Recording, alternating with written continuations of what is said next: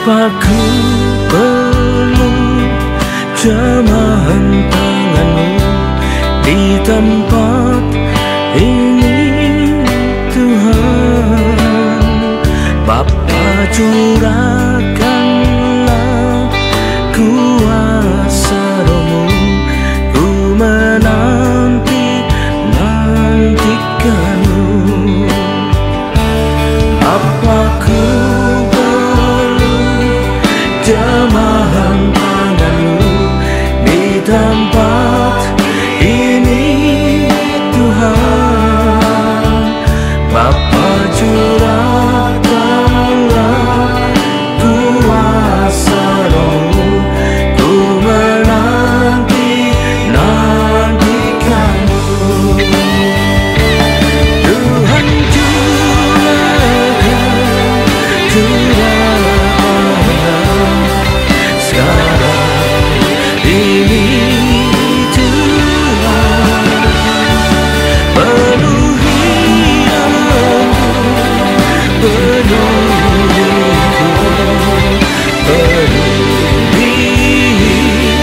hidupku. Oh Roh Kudus, sungguh ku rindu kamu. Urapi aku, urapiku dengan kuasa Roh-Mu.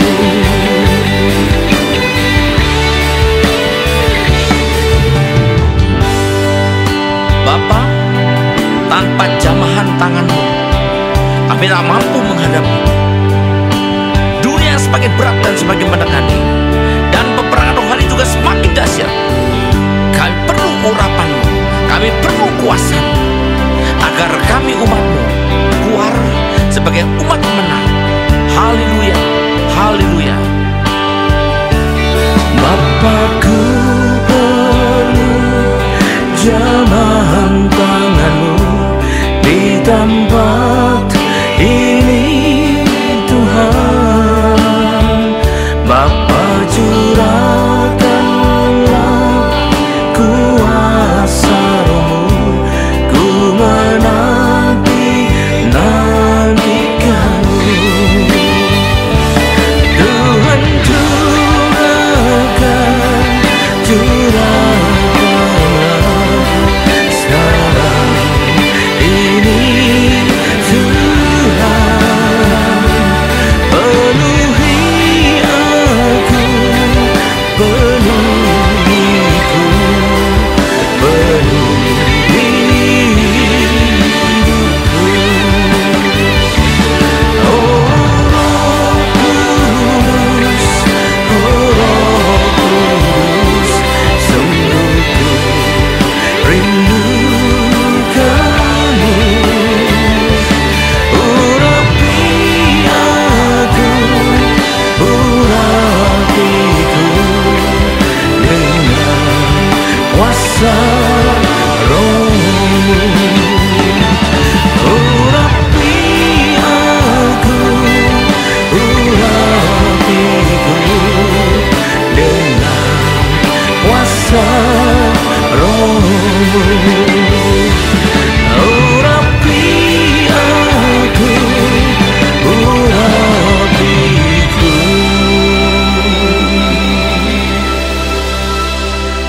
dengan kuasa Roh-Mu.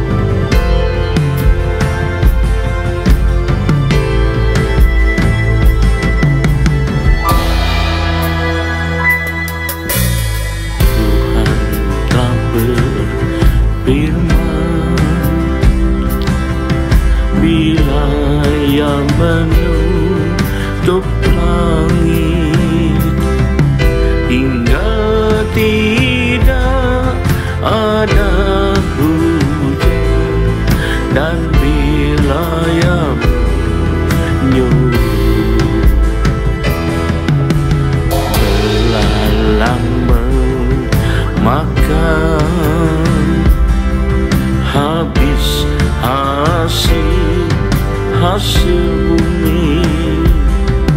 Dan bila Ia melepaskan sampar di antara umatnya,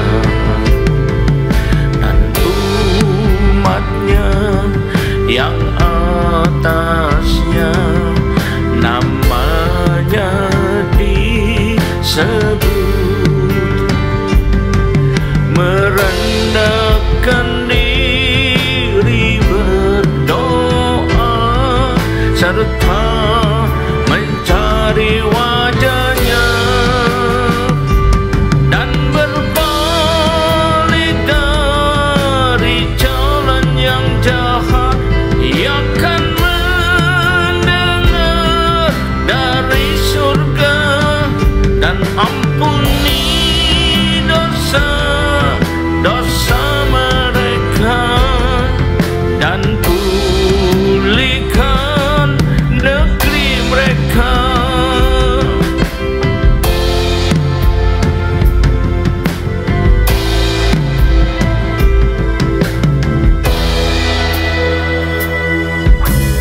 Tuhan telah berfirman,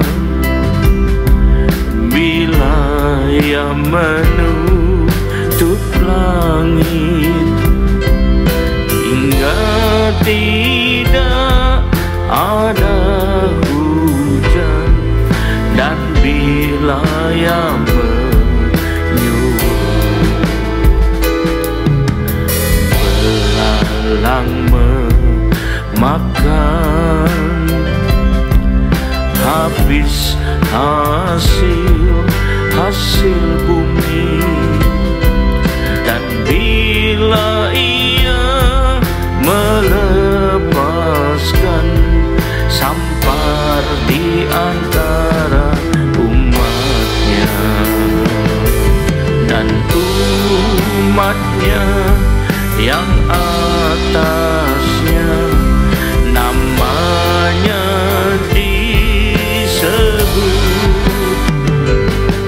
merendahkan diri berdoa serta mencari wajahnya, dan berbalik dari jalan yang jahat. Ia akan mendengar dari surga dan ampuni dosa mereka, dan pulihkan negeri mereka, dan pulihkan negeri mereka, dan pulihkan negeri mereka.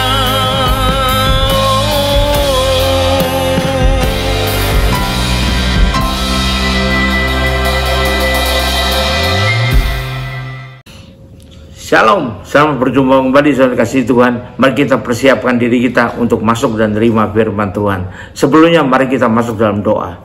Terima kasih Tuhan, kami umat-Mu siap menyambut firman-Mu. Urapilah kami semua dan urapi hamba-Mu yang akan menyampaikan firman ini, agar tidak kembali dengan sia-sia, tapi boleh masuk dan tumbuh dalam hidup kami dan menghasilkan buah yang baik dan berlipat ganda sampai 30 kali, 60 kali, bahkan 100 kali ganda. Dan berikan juga Tuhan urapan khusus roh hikmat dan wahyu daripada-Mu, sehingga bisa membuka pikiran kami dan membuat kami bisa mengerti maksud dan isi firman-Mu dengan baik dan benar. Ya, terima kasih Tuhan, kami siap sambut firman-Mu ini hanya dalam satu nama yang berkuasa, yaitu nama-Mu, Tuhan Yesus Kristus. Haleluya, amin. Nah, sekali lagi shalom dikasih Tuhan. Mari kita persiapkan diri kita untuk segera masuk dalam firman Tuhan. Tema firman Tuhan pada saat ini saya pilihkan yang bertemakan jangan menganggap sama-sama saja. Tidak ada bedanya, sama semua itu ya. Jangan, tadi kata yang berbeda bisa juga punya arti yang berbeda. Tidak selalu bisa punya arti yang sama. Walaupun dua kata yang berbeda itu kadang-kadang orang bilang sama ya. Kita ini hidup ya sebagai suatu bangsa yang terkenal ramah terhadap satu sama lain. Bangsa Indonesia bangsa yang ramah, ya. Karena itu apalagi kita orang percaya, bertoleransi, ya, berbeda-beda tapi satu juga katanya. Seperti berbeda-beda tapi tidak saling musuhi, tidak bermusuhan dan lain sebagainya. Nah, sebagai orang percaya, kita juga punya prinsip hidup untuk mengasihi sesama manusia. Kata Tuhan itu kan hukum kedua yang terutama, kasihlah sama manusia seperti dirimu sendiri, ya. Di Matius 22 ayat 39 nih. Tapi kita perlu juga bijak loh, dan ingat-ingat agar jangan terlena oleh itu semua, jangan kebablasan, ya, sehingga jadinya akhirnya tujuannya baik tapi kebablasan, alih-alih dalam melakukan firman Allah, firman Tuhan yang benar, malah jadi melanggar firman jadinya, ya. Maka penjelasannya yang betul, ingat, ya, bahwa pertama kita tidak menganggap sama saja. Pertama, kalau kita mengasihi tidak sama dengan menyetujui seluruhnya. Ada orang bilang kalau kita mengasihi harus setuju semua dong apa maunya dia. Kan enggak juga, ya. Dan menyetujui itu apa sih artinya, ya? Menyetujui itu maksud dan pikirannya sama, ya. Mengizinkan diperbuatnya dan mengaminkannya. Apapun hasilnya nanti itu adalah buah dari kesehatian katanya, ya. Misalnya kalau kita lihat mengasihi tidak sama dengan menyetujui. Seorang ibu yang amat mengasihi anaknya tidak akan pernah menyetujui perbuatan anaknya, seperti misalnya ikut grup-grup geng motor, atau ikut kelompok pencandu narkoba, atau ikut anak-anak tawuran, bergaul dengan kelompok anak-anak yang gak mau bersekolah, atau pacaran, menikah dengan orang tidak seiman, dan lain sebagainya. Walaupun sangat mengasihi, justru karena sangat mengasihi, jadi mengasihi tidak berarti sama dengan menyetujui apa saja, bukan, ya. Tapi dipilah-pilah dulu. Kalaupun sampai ada kenyataan seperti itu dalam hidup ini, tentulah itu karena faktor keterpaksaan, yang punya terpaksa menyetujui, bukan karena mengasihi lalu menyetujui. Nah, itu bukan mengasihi namanya, itu kasih yang kebablasan, gitu, ya. Nuruti semua maunya. Contoh lagi, Tuhan tuh amat mengasihi kita loh, ya. Yohanes 3 ayat 16, karena begitu besar kasih Allah ke dunia ini sehingga diberikannya anaknya tunggal, barang siapa percaya kepadanya tidak akan binasa tapi akan mendapat hidup yang kekal. Tapi tentulah Tuhan juga tidak akan pernah menyetujui bila kita melakukan perbuatan dipandang dia itu adalah dosa, ya. Tidak pernah. Nyatanya katanya orang-orang kok nampaknya seperti dibiarkan saja, ya. Nah, ini orang Kristen berbuat jahat kok dibiarkan aja, menipu, biarkan jadi pelakor, biarkan saja jadi fitnah. Nah, itu bukanlah karena ia menyetujui, tapi karena ia menciptakan manusia dengan free will atau kehendak bebas. Sudah diingatkan kebenarannya, tidak mau, tetap aja kekeh mau melakukan kebenaran, terserah kamu deh, ya. Di sisi lain itu juga yang ditetapkannya untuk kita, ya. Dia ajarkan lewat firman-Nya bahwa perbuatan yang melawan kehendak Tuhan, melawan peraturan Tuhan, melawan ketetapan Tuhan, melawan hukum Tuhan adalah dosa, dan Dia tentukan upah dosa ialah maut. Kita baca, ya, Roma 6 ayat 23. Dengan jelas dikatakan, ya, dan tegas dikatakannya upah dosa ialah maut. Jadi Dia mengasihi kita nggak? Iya, tapi kalau kita tetap jatuh dalam dosa, upahnya ialah maut, hasilnya adalah maut. Ayat 23 pasal 6 Roma. Sebab upah dosa ialah maut, tapi karunia Allah ialah hidup yang kekal dalam Kristus Yesus Tuhan kita. Dan Kristus Yesus adalah firman, itu adalah kebenaran, ya. Ini perlu kita pahami, ya. Ini yang pertama. Yang kedua, toleransi itu sebetulnya tidak sama loh dengan kompromi. Banyak orang mengatakan dia toleran sama orang lain, tapi sebetulnya enggak. Sebenarnya dia itu kompromi, tapi tidak bisa membedakan. Tidak sama. Kalau kompromi ada menerimanya dengan baik, menganggap sama saja di antara kita dan mereka, itu sama-sama mengikuti juga, nggak apa-apa, tidak ada halangannya.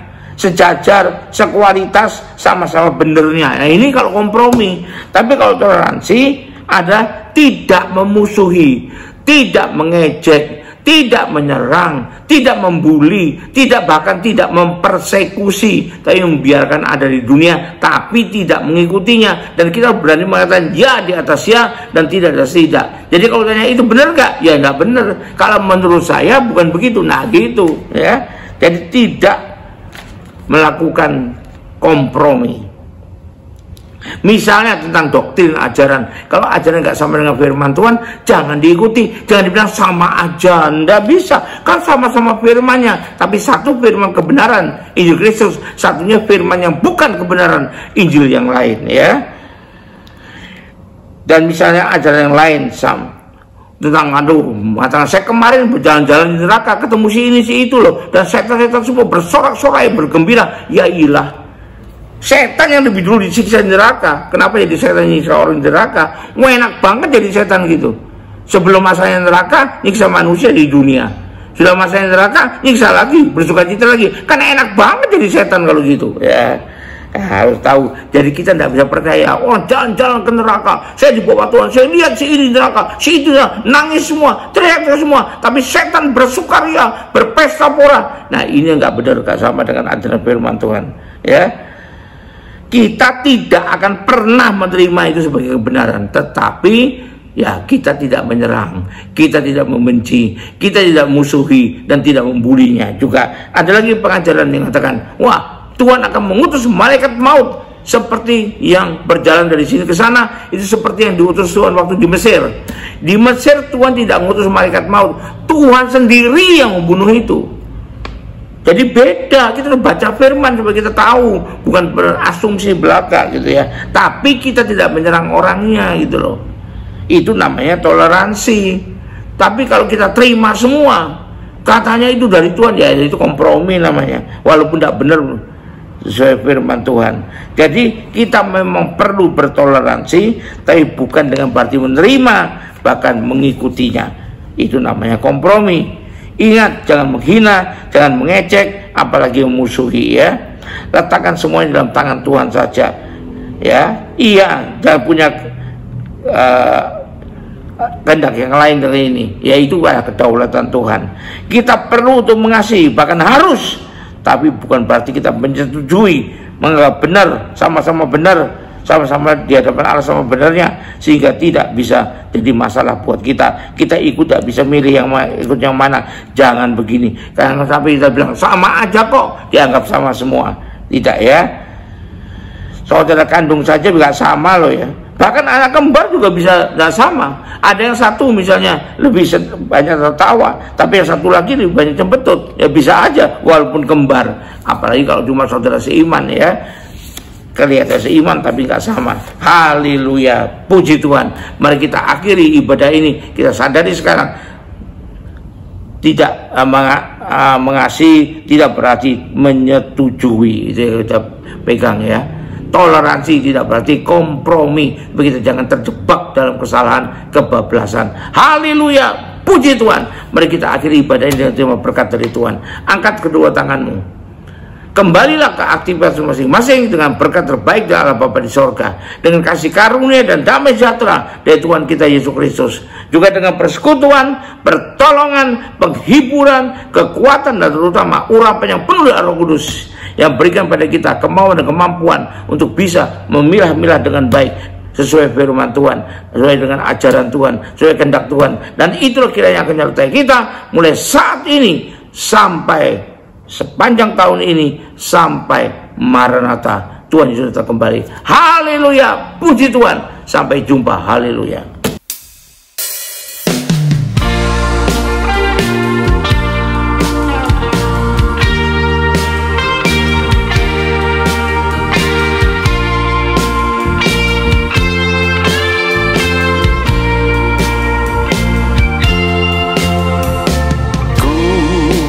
Masuk dan tinggal di dalam hadirat-Mu Tuhan. Betapa mulianya Dia datang